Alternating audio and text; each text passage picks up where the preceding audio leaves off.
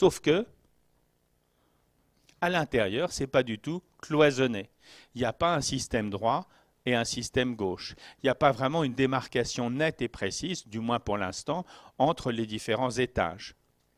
Et le deuxième grand chapitre de l'évolution du cœur pendant la période d'embryogenèse, il s'appelle, tiens, quelle surprise, cloisonnement du cœur. Cloisonnement du cœur, c'est quelque chose qui va nous faire partir de la masse, entre guillemets, qui n'est pas du tout informe, qui a déjà son étage atrial, son étage ventriculaire, ses connexions veineuses d'arrivée et artérielles de départ, mais où la continuité circulatoire n'est pas la bonne, n'est pas encore la bonne. Eh bien, c'est le cloisonnement cardiaque, l'évolution, la formation de cloisons à l'intérieur de la lumière du tube cardiaque primitif replié sur lui-même, qui va aboutir à séparer un étage atrial et un étage ventriculaire. Ça s'appellera cloisonnement atrio-ventriculaire, et on va dire que pour nous, en termes d'embryologie, ça sera la division d'un canal primitif qui s'appelle le canal atrio-ventriculaire. Que deuxièmement, une fois que les deux étages atrial et ventriculaire pourront être considérés comme séparés, il faudra qu'à l'étage atrial, il y ait un côté droit qui se distingue du gauche. Il y aura donc un cloisonnement atrial. Et enfin que, pour finir, à l'étage ventriculaire et à l'étage des gros vaisseaux de la base, alors que pour l'instant on a quelque chose en continuité mais pas de vraie séparation établie, il faudra qu'il y ait un cloisonnement à la fois entre les deux ventricules pour aboutir à un ventricule droit et un ventricule gauche, et il faudra aussi qu'il y ait des modifications de la région des vaisseaux des arcs aortiques pour aboutir à dégager ce qui n'existe pas encore même de loin dans notre histoire.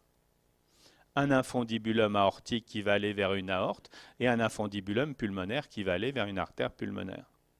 Tout ça s'aboutit à ce que le cloisonnement du cœur se fait étape par étape, au moins étape théorique par étape théorique, et va amener à séparer un étage atrial d'un étage ventriculaire, une oreillette droite d'une oreillette gauche, un ventricule droit d'un ventricule gauche et un infundibulum artériel pulmonaire d'un infundibulum aortique. Si vous connaissez l'anatomie, j'ai juste pris les étages et les cloisons qui existent dans le cœur normal. C'est le plan. Alors, la difficulté pratique, c'est que ces différents mécanismes ne se font pas l'un après l'autre. Il n'y a pas un système de billets qui fait que quand le cloisonnement atrio-ventriculaire est fini, le cloisonnement atrial commence, etc. Mais que ces différentes étapes se superposent un tout petit peu dans le temps.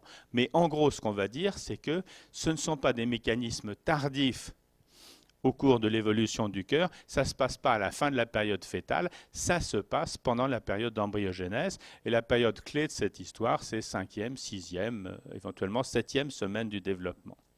Donc, c'est un cloisonnement précoce.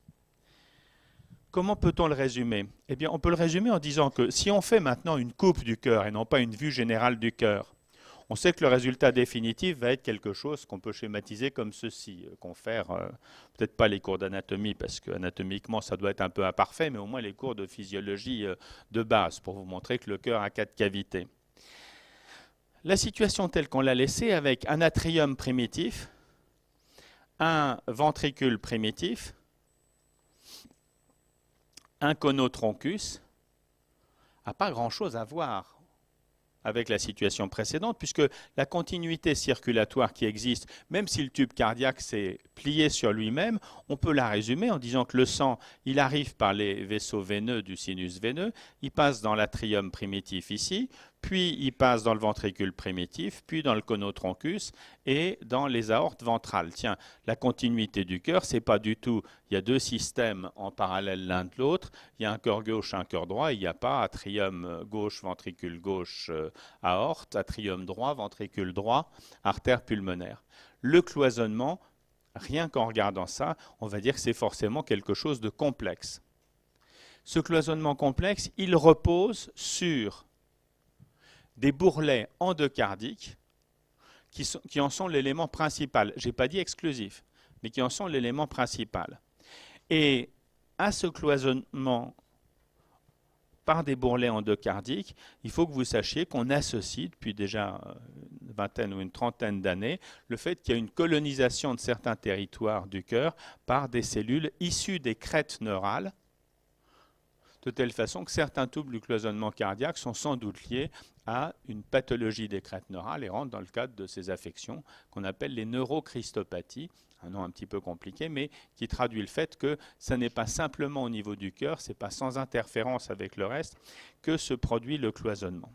Alors, allons-y et disons que tous les livres d'embryologie possèdent des schémas de ce style qui vous montrent étape par étape comment, sur les coupes, on passe d'une situation où on a l'impression que tout communique avec tout à quelque chose où un cœur droit et un cœur gauche sont constitués avec un étage atrial, un étage ventriculaire, à gauche comme à droite.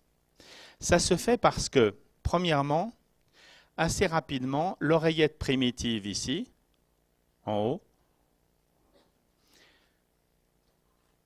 qui au début communique avec le ventricule primitif ici, égale futur ventricule gauche, tandis que le futur ventricule gauche communique avec le conotroncus ici, eh bien, ce tube cardiaque primitif est cloisonné et que le cloisonnement porte premièrement sur la limite entre atrium et la suite, ici, par des bourrelets endocardiques qui vont venir former à la partie centrale du cœur définitif ce qu'on appelle le squelette fibreux, en fait, l'ensemble des appareils valvulaires, mitral, tricuspide, aortique et artériel pulmonaire. Pardon.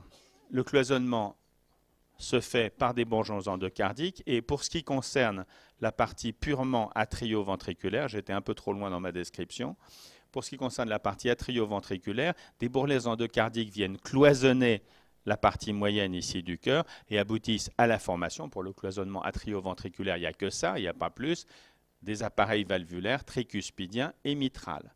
La partie moyenne du cœur. L'artère pulmonaire et l'aorte, c'est évidemment autre chose. Donc, je me suis laissé un petit peu emporter par l'envie d'avoir terminé le cours avant de l'avoir fait. Donc, j'espère que vous ne m'en voudrez pas trop. Mais bon. Alors, faisons dans l'ordre et expliquons-nous. Il va y avoir des cloisonnements à différents niveaux. Mais vous avez compris qu'au début, il y a un décalage, puisque le sang de l'oreillette primitive va seulement dans le ventricule gauche. Et qu'à la fin, le sang des deux oreillettes doit aller à la fois vers le ventricule gauche pour ce qui correspond à la future oreillette gauche et vers le ventricule droit pour aller vers le futur ventricule droit, oreillette droite, ventricule droit. Pendant les mécanismes de cloisonnement du cœur, il faut que la forme du cœur, la forme des cloisonnements, la forme des mécanismes impliqués dans ces cloisonnements rétablissent ou établissent deux continuités qui n'existent pas encore. Cette première concordance, la première, celle qui est représentée ici, c'est la concordance atrio-ventriculaire.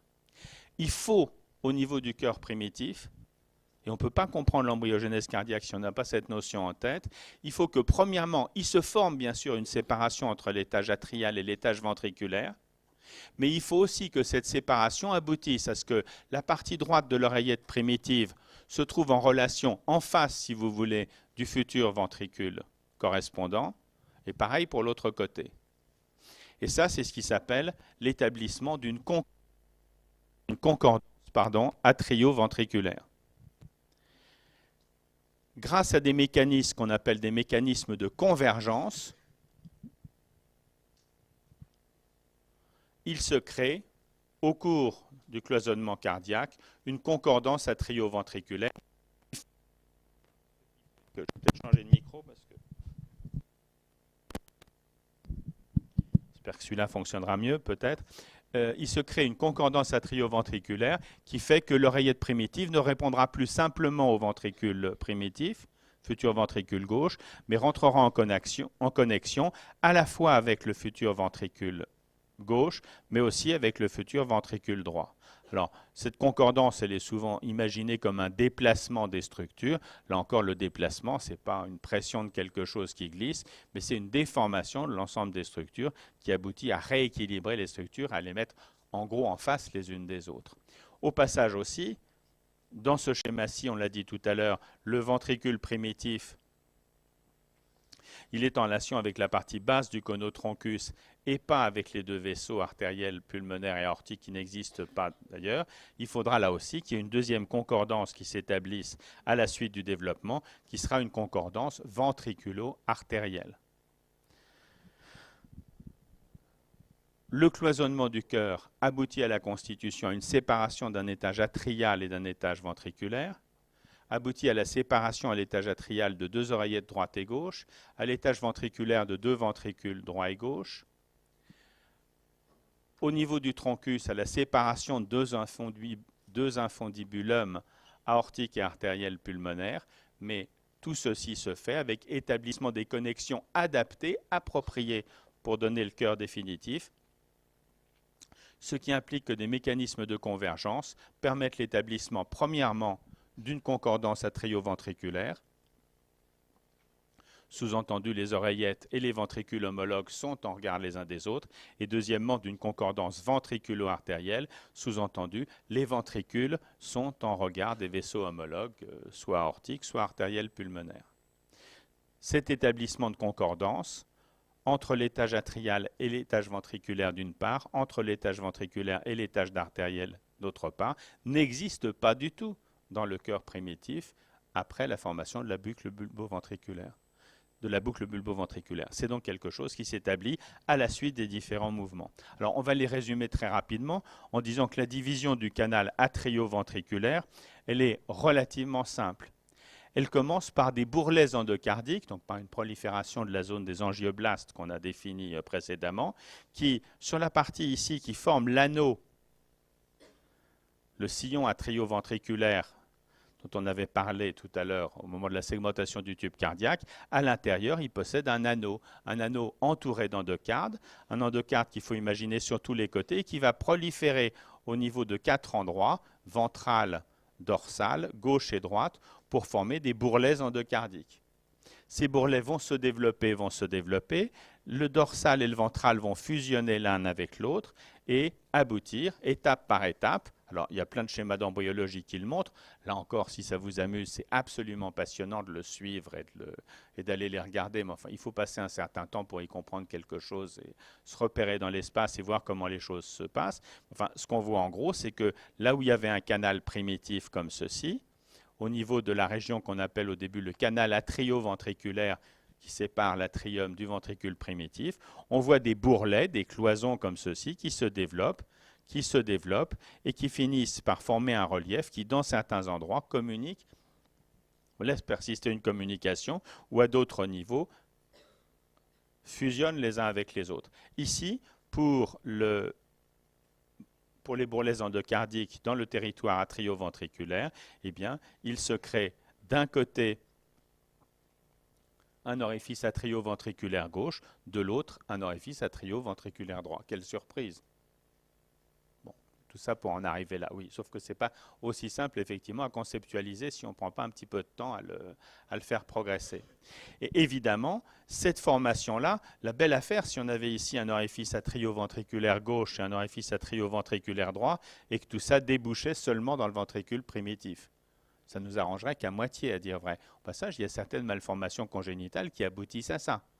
Ça ne marche pas à tous les coups. Mais normalement, en même temps que se forme ce cloisonnement atrio-ventriculaire avec fusion des bourrelets endocardiques dorsal et ventral et donc constitution d'un anneau endocardique droit et d'un anneau endocardique gauche, dont j'espère que je n'ai pas besoin de passer une demi-heure pour vous dire que ça va donner les structures conjonctives des valves mitrales et tricuspides. Eh bien, bien sûr, en même temps que se forment ces éléments, le déplacement du canal atrio-ventriculaire, c'est-à-dire l'évolution de la forme liée au mécanisme de croissance, permet l'établissement d'une concordance atrio-ventriculaire, c'est-à-dire que la partie gauche, ici de la région atrio-ventriculaire, va être en regard du futur ventricule gauche et que la partie droite va plutôt être en regard de ce qu'il y a de ce côté-ci, c'est-à-dire de la partie basse du conotroncus et du futur ventricule droit.